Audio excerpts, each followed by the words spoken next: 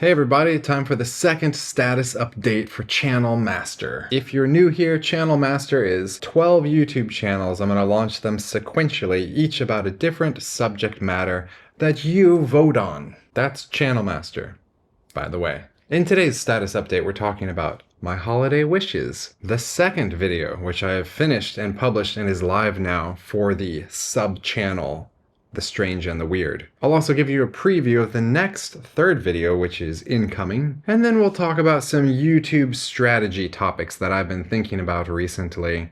And lastly, we'll talk about the next potential sub-channel or child channel that will be spawned off of Channel Master. I've been told I shouldn't call them child channels because people will think they're channels for children. The jury is still out on what is the best terminology to use for these channels that are spawned from Channel Master. Topic number 1. I hope that you had a nice holiday time. Santa brought me some new blue jeans, a nice soft hat, and this new mouse for video editing. It's fancy and it's got a lot of buttons and stuff on it. I was worried I just stopped the video, but everything's okay. What did Santa bring you for Christmas? Leave a comment below. 2 other things about my holiday wishes for you. 1, do you have any plans for 2026? For me, it's just going to be Channel Master. That's, my focus. And also, here in Poland, I'm in Warsaw, Poland, and it snowed a crazy amount. I got a chance to go outside and play in the snow, something I didn't get to do much from Texas. In fact, here's a little clip that I recorded of myself playing around in the snow. I slid a little bit. So yeah, I'm trying to capture myself like getting a nice slide across the snow. More difficult than you would expect. And yeah, it was pretty cool. Oh right, and then I decided it would be a cool idea to see if I could knock my iPhone off of the ledge of this window with a snowball. It took a lot of tries, actually.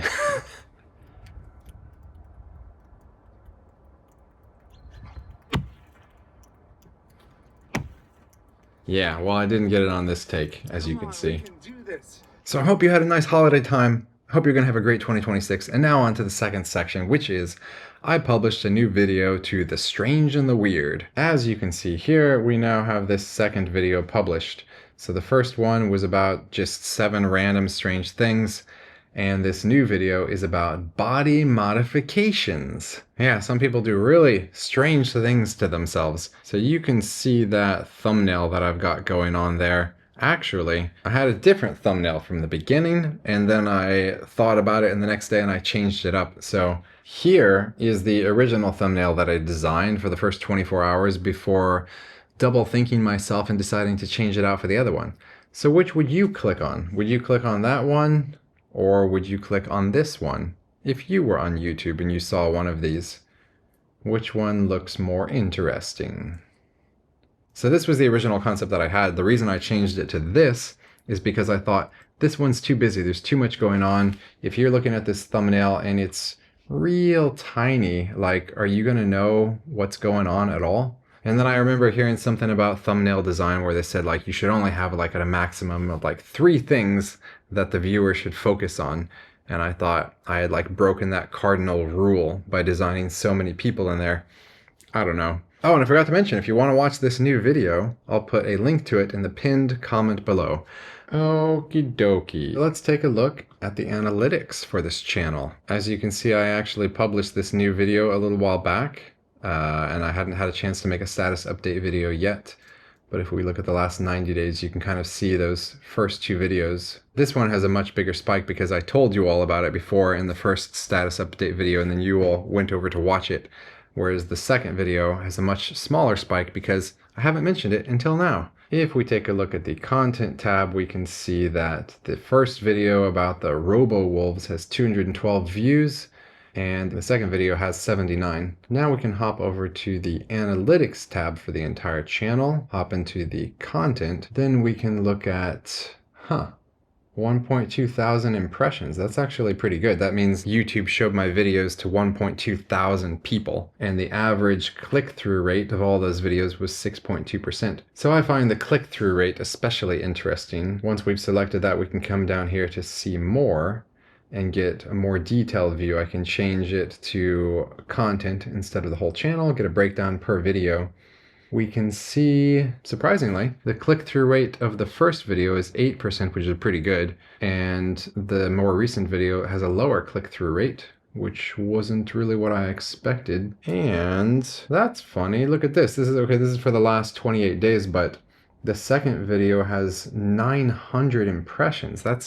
When I see that, what it's telling me is that YouTube, the algorithm, is choosing to give the second video more of a chance. It's throwing it out to more people, way more than the first video. Look at that. Just a couple days ago, it got 151 impressions for that second video and 1 impression for the first video. Who knows what the YouTube algorithm is doing here? That kind of makes me think, okay, here's the click-through rate for just the second video. The first day, 8.6%, then 30%, then 47%. That's crazy. Is that even correct? And then suddenly it jumps back down to 3.6%, down to almost nothing. You know what that's making me think? Maybe I need to switch it back to the other thumbnail with all of the people everywhere. I don't know what's happening here.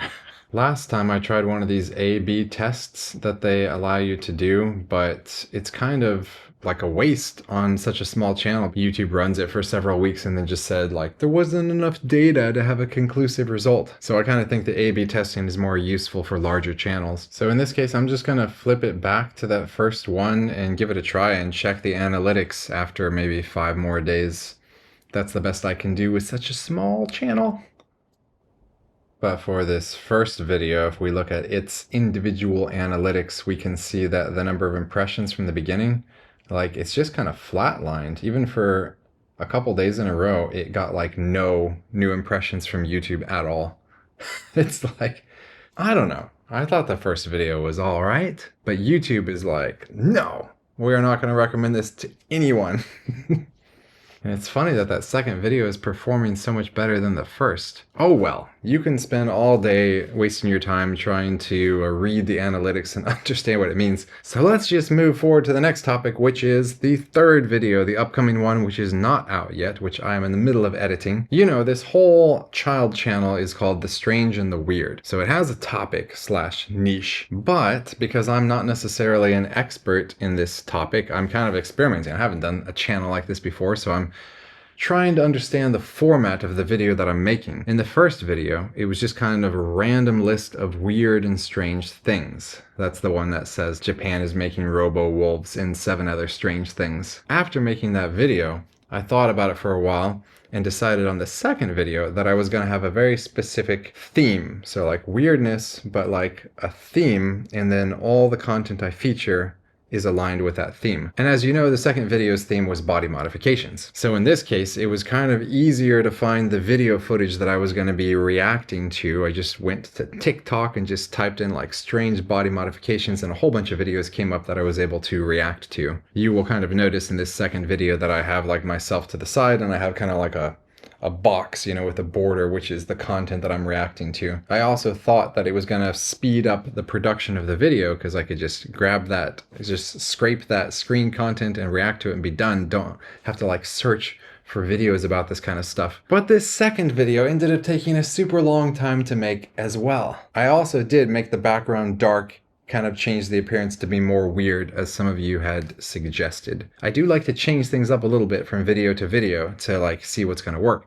So on this third video coming up, I decided to talk about English words with very strange origin backstories. So this third video is going to be like completely not with auxiliary video that I'm reacting to. And because it's all about like the origins of words and the etymology of words, I decided to wear like a dress shirt that I had from my previous job as a programmer, and also these fake glasses that I bought to give myself more of a analytical kind of appearance. You see, it was a good thing I ordered all these fake glasses and wigs. I almost forgot about my chamomile tea. So, to do something different, to always be experimenting with this third video, I've decided I'm gonna replace the background for the whole video. I'm gonna like put myself in a library. So that way I just won't be sitting in a living room. It might look more visually interesting because that episode will all be about words and just me explaining the history of them, right? There's no super visual component, so I might as well make a crazy library background, and that's what I'm going to do. Oh yeah, I have in my notes here, I'm supposed to ask you, leave a comment below. Do you have a strange and weird idea for a video that you would like to see me execute on the Strange and Weird channel before we finish with it? Yes, I know I've only published 2 videos so far out of the 8 total, but this is your chance.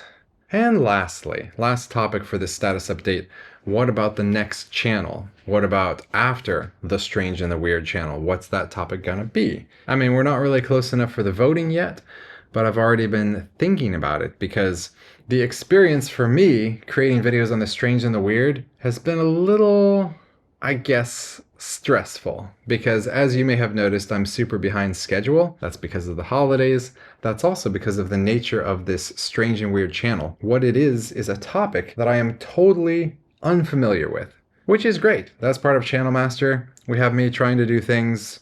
Could be something I'm good at, could be something I'm not good at. I actually thought this strange channel would be super easy, but each video so far has turned into its own mini research project. I'm talking about these strange, weird things I've never heard of before. So actually I have to do a little bit of research on each of them and then put together a cohesive thought and thing to say about that. And that is a little more time consuming than I realized compared to talking about something that I know, like magic. Also, you know, I got busy with the holidays. I'm sure everyone understands that too. But all of this has me thinking that for the next channel, I would really like to do something that I'm familiar with. And I'm leaning towards a channel about video editing. Or it could be about the gym, or it could be me doing, okay, cooking in the kitchen, even though I'm really not that great. Because the first two I'm familiar with, and so I can make those videos faster. And the third one, cooking stuff in the kitchen, you pull one recipe, you make a video about that. I can't imagine how that would take a long time to edit, because you're really like filming yourself doing a thing versus sitting here talking about theoretical subjects. Anyway, that's way into the future, but I'm already starting to think about how the next channel is going to be much better than this one, and hopefully allow me to make the videos faster so I can stay on track more. Anyway, I'm going to try to keep this short and sweet, and that'll be all for now, but feel free to check out that second video that's now live in the pinned comment below. Be on the lookout for the next video, the words with strange origins, that I'll be editing next. And leave a comment below. Anything you got from Santa Claus or what you're hoping for in 2026. So thanks for being here. Thanks for watching, for being part of this Channel Master Challenge experience. And I hope you have an amazing week, and I'll see you next time.